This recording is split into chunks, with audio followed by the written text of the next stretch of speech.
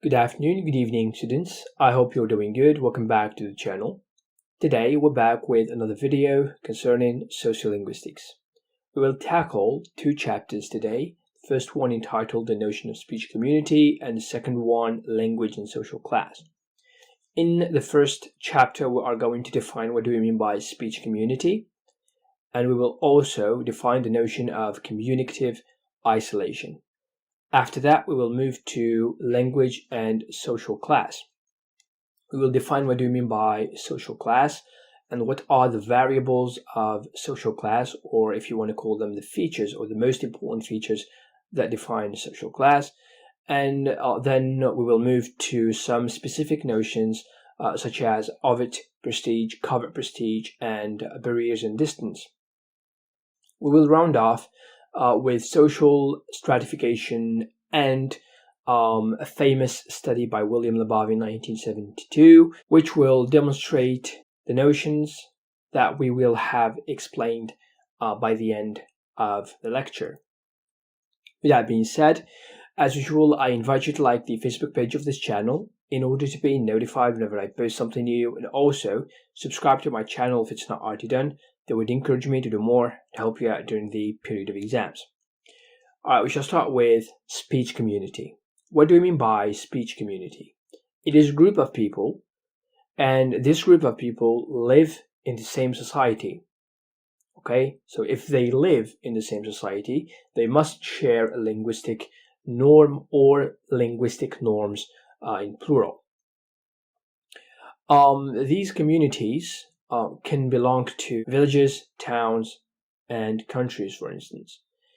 And these communities, they have to share some linguistic features, but also some shared hobbies, interests, and lifestyle. And among the linguistic features that are found in common, they are usually found at the level of vocabulary, phonology, and syntax. When I say vocabulary, it means choice of words, and phonology, the way they pronounce these words, and syntax, it means the way their sentences are structured. Okay, and one more important thing to bear in mind concerning speech community is the fact that it emphasizes two shared concepts. If you want to call a group of people as a speech community, they need to have two things. The first one is a shared community membership. The second one is a shared linguistic communication. Okay, so to share a community membership, usually you need to belong to a specific place, villages, towns, or countries if you want, like I said. But you also need to share some, let's say, common hobbies, interests, and lifestyles in order to be accepted by that community. The second point, which is shared linguistic communication, it is mainly related to language. There should be mutual intelligibility, okay? You need to be understood by other members of that speech community. This is what we mean by shared linguistic communication. They speak the same language, okay? This is as far as speech community is concerned. And then we move to communicative isolation. What is communicative isolation? It is a behavior of members of one community, if you want. They speak more often with each other than they do with other members outside their community. I have already given some reasons before when we were dealing with, in the previous videos, when we were dealing with dialectology and how dialects emerge. But I will repeat some of the reasons, of course. You see, communicative isolation is a result of social, cultural, economic, and sometimes geographical factors, right? There are some factors that play a major role in the emergence of dialects, okay? But in communicative isolation, it's the fact that some speech communities communicate with each other rather than communicating with other speech communities, okay? We shall exemplify with simple examples so that you will be able to understand. For instance, the notion of family. Your family is a speech community, okay? you speak with each other more often than you do with other members outside your family, right? For instance, a speech community with your colleagues at work.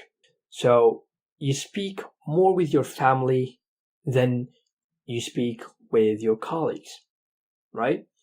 Or, for instance, you and your brothers or siblings in general, brothers and sisters, you speak more with them than, for instance, your friends or other members outside brotherhood, okay?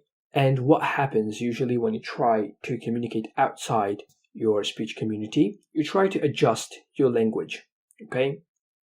As you come into contact with other members or different speech communities than the one you used to or you speak more often with, okay? So this is as far as communicative isolation is concerned. The best thing to remember here is the fact that some speech communities prefer to speak with each other rather than doing it with members outside their community. Remember the example of family and colleagues at work. So you communicate with your family more than you do with your colleagues at work. And then, of course, another example about your siblings, if you have, of course, you speak with them a lot if you still live together, more than you speak with your friends, okay? Because you encounter them more often than your friends. And then remember the notion of adjusting your language when you come into contact with members of different speech communities, right? This is as far as the notion of speech community is concerned. Now we move to language and social class. So what is a social class? A social class is the structure of relationships between groups where people are classified, okay? Based on what? This classification is based on education, profession, sometimes income. So to analyze the sociolect of an individual, and again, the sociolect or social dialect is the same thing. So to analyze the sociolect of an individual or a group of people, if you want, we need to investigate their social status, educational level, and some social backgrounds, okay? Because these social backgrounds of these speakers determine who they are and how their language is shaped. And we have three most important features of social class, or sometimes we call them variables. Okay? We have power, wealth, and prestige. Power is the degree to which a person can control other people. And the first thing that you can relate this notion to is the political side, the political power, okay? And we have wealth. So it depends on someone's perspective about wealth, but usually wealth is related to objects or symbols by people which have value attached to them. It can be money, it can be a land, it can be many things, as long as people think it is valuable, okay? And then we have prestige. Prestige is basically the degree of respect, favorable regard, and importance accorded to a person by members of the society. For instance, usually the way people perceive presidents or some officials or even religious people. So a lot of stuff can be regarded for being prestigious. Then we move to overt prestige. What do we mean by overt prestige? Overt is something open, okay? And covert prestige is something hidden. So this is how you make the difference between the two. Now, what do you mean by that? Overt prestige is the explicit use of some H variety. Again, H variety, I have explained this before in the previous videos. It is the high variety, the standard form of a language. Usually the H variety is recognized or it is perceived better or valued, okay? Or a valued way of speaking. And of course, this is related to the social communities. For instance, in Algeria, the use of academic French in Algerian society is a symbol of prestige and high profile. This is why in a society, when we see people speaking French, we tend to think that they are intellects or intellectuals. So it is related to prestige and high profile. Okay. Then we have covert prestige. Covert prestige is the hidden type of that positive value I talked about before. You see, overt prestige is related to the age variety, but covert prestige is the use of a low variety. If we take the American context with the rappers, for instance, the American rappers use a specific language, which is not a standard form of the English language, but some people tend to use those exact words or the lyrics because it is a marker of solidarity to them. This is what we call covert prestige. It is the use of non-standard forms of language, whereas overt prestige is the explicit use of some age variety, okay, like French in the Algerian context. Then we have barriers and distance, okay. You see, before I have explained that some geographical factors play a major role in the emergence of dialects. For instance, mountains, rivers, and swamps, they make boundaries which cause these regional dialects. Okay, so even the linguistic features through society may be caused by barriers of social stratification. What do you mean by social stratification? It refers to the hierarchical, which is the adjective of hierarchy. When I say hierarchical ordering of groups within society, hierarchical ordering of groups within society. This is, for instance, the upper class, the middle class, and the working class. The three classes, for instance, they use language differently. They come from different backgrounds, therefore they use language differently. So each class has its own dialect. So next to the geographical factors, which play a major role in causing regional dialects, I will not call them regional dialects in terms of social stratification, but I will call them sociolect, okay? These people come from different backgrounds, therefore they use language differently. This is social stratification. This is what creates a barrier or a distance between people who belong to different social classes. Okay. Let's take, for instance, if you are from a noble family and you're going to school and your classmates are from a working class, okay, or the working class, both your dialects and theirs will be influenced. Their dialect will be influenced by your dialect, and your dialect will be influenced by their dialect. Okay? It's a mutual influence. So if you go back in time, the first day you came to school, you had a specific dialect, okay, which was influenced by your family's background, and your classmates had a specific dialect which was also influenced by their specific background.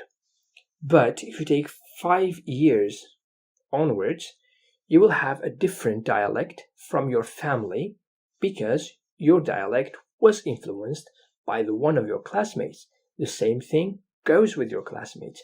They will have a different dialect from the one of their families because their dialect got influenced by your dialect. Okay? This is the whole idea of barriers and distance and social stratification.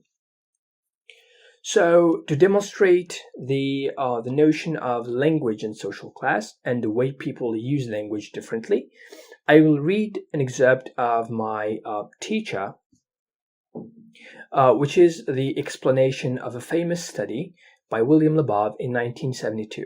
Okay, so Labov combined elements from place of occupation in socioeconomic status. Okay, so it is related to wealth, and wealth is mainly related to social class. So he did so by looking at pronunciation differences among salespeople in New York City. Okay, in New York City, 3 ranks were noted. We have the Saks, which is the high status. We have the Macy's, the middle status, and the Klein's, the low status. These are stores where people tend to go. So if you see people going to Saks, it means they are or they belong to the high status. If someone goes to the Macy's, these people belong to the middle status, and if you go to Klein's, you belong to the low status, right? So this is how he categorized people. So Labov asked questions that, or which answer would be fourth floor, the expression of fourth floor, or in the American accent right now is fourth floor, okay? He was interested in the pronunciation of the sound R, and of course the pronunciation of this sound after vowels. So what he noticed, the higher the socioeconomic status, the more the R sounds, okay? So if someone goes to the Saks, he heard the R sound, okay? And the lower the socioeconomic status, the fewer R sounded, okay? Thus, the conclusion, in New York, the difference in a single consonant could mark higher versus lower or lower social class, okay? So the lower you are, the less you pronounce the R. The higher you are, the higher you pronounce the R. So this is the demonstration of William Labov concerning language use and social class. That would be it for today's lecture. If you have any question, feel free to ask them in the comments below, or better, you can message me on my Facebook page. Otherwise, I tell you, see you in the next video. Peace.